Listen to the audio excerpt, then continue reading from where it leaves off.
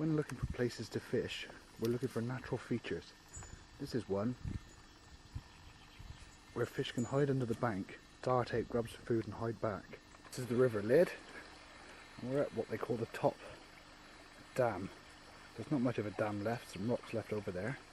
But it's got a nice little inlet brook, so it's a good idea to start fishing here.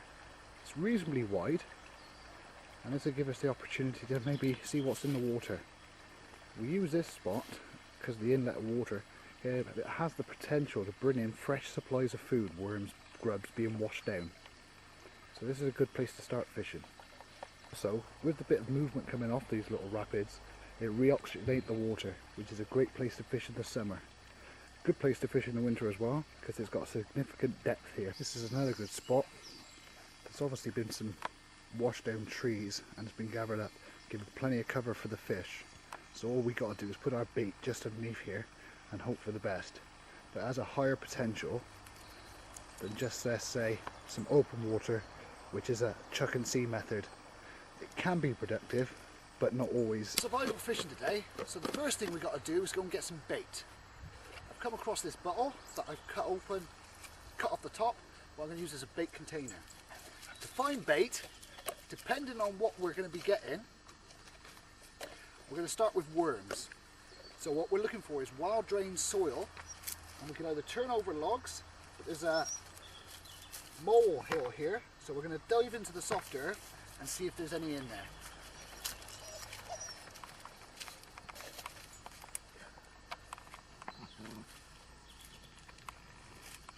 There's one. Put them in the pot with a bit of the damp soil, just to keep them fresh throughout the day. Always being careful when you're digging into the soil. You never really know what's in the ground, particularly adders and things like that.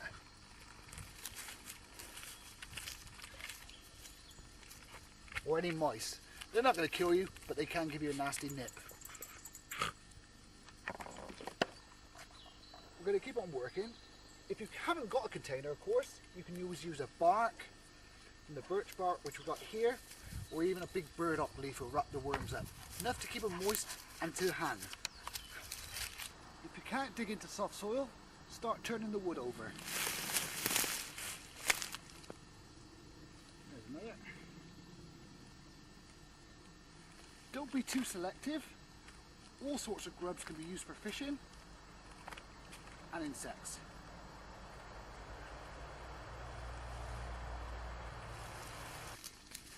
This is an expedient way of getting bait. It doesn't happen at this time of year because there's no leaves on the tree. But what you could do is get a branch like this with this leaf, put your coat down and give it a good rattle. Any insects and caterpillars will fall on your coat and you can just pick them up that way. Got a flexible hazer here, also got a strip of paracord. And inside paracord there's some inner strands. And I'm going to take them out, tease them out. This will maximise the length of the string. Bring this round to make a loop shape. It doesn't have to be anything too fancy, and we've already got our outline for our net. Tie that off to the main rod.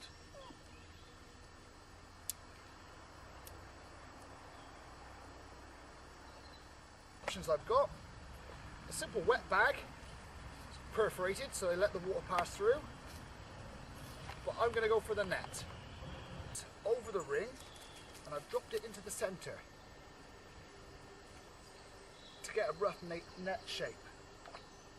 I'm using the inside of the paracord.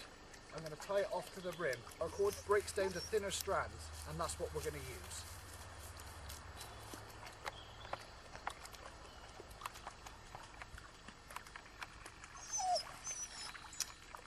Net is quite an important piece of kit. You can spend all day catching one fish, and if that fish drops off in the last 2 seconds of catching it, you'll be gutted and going hungry. So it's well worth investing a bit of time in making one of these first. We're going to be looking for a fishing rod now, and this is the tree I've selected to use. It's long and not too thin, and this is how we're going to cut it out. To maximise its length, you cut as near the bottom as possible.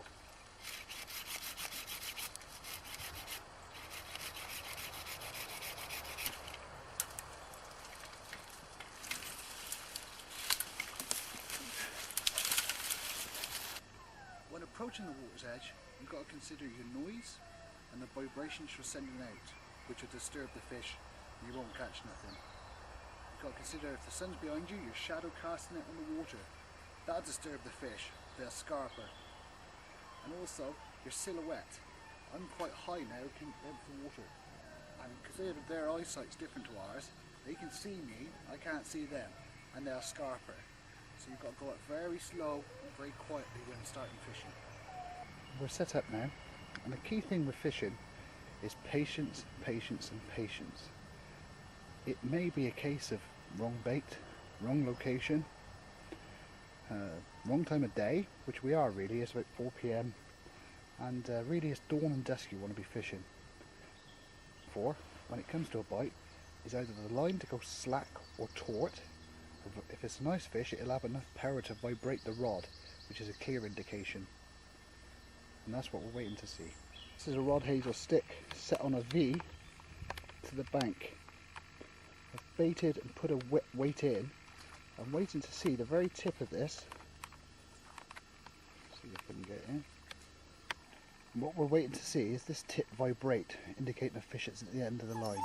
I've been fishing for about 20 minutes in this spot, and the line's just beginning to twitch. So it's an indication that there's something at the other end. We're going to have a go, and we'll see if there's anything on the end.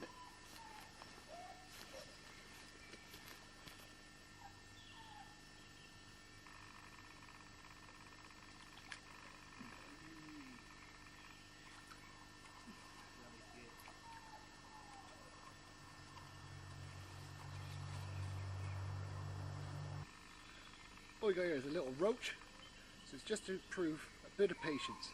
It's not very big, but these are shoal fish, so I'm going to have a go. Catch enough of them, you got a meal.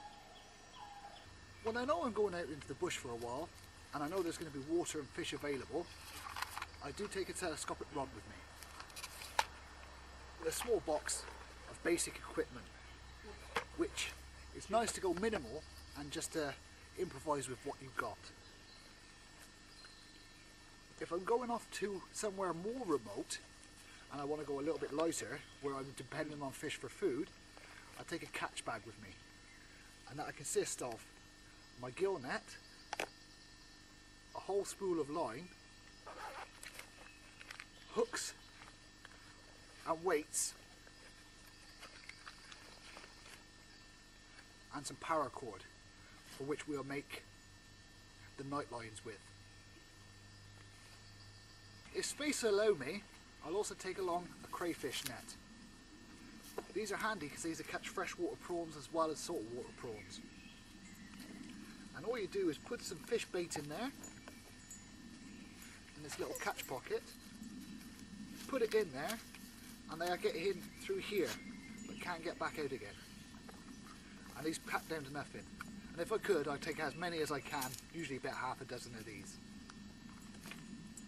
Failing that, and I lose my fishing tackle altogether, you can make an eel bag. And this is a t-shirt that I've tied the arms and neck with. I filled it with bracken and grasses. And put a stone in.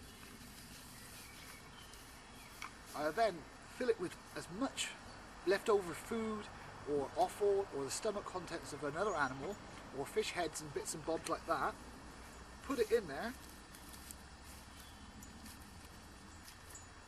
and tie it off. I'm putting it in a deep part in a bend, as they say, the inside bend of a river. Why that is I don't know, but it's more successful that way. I believe it's where the eels travel up and down. They'll go to the deepest spot. But that's an eel bag. And again, no fishing tackle needed, just some cord and your t-shirt. And then failing that, what's always on my person is my survival kit.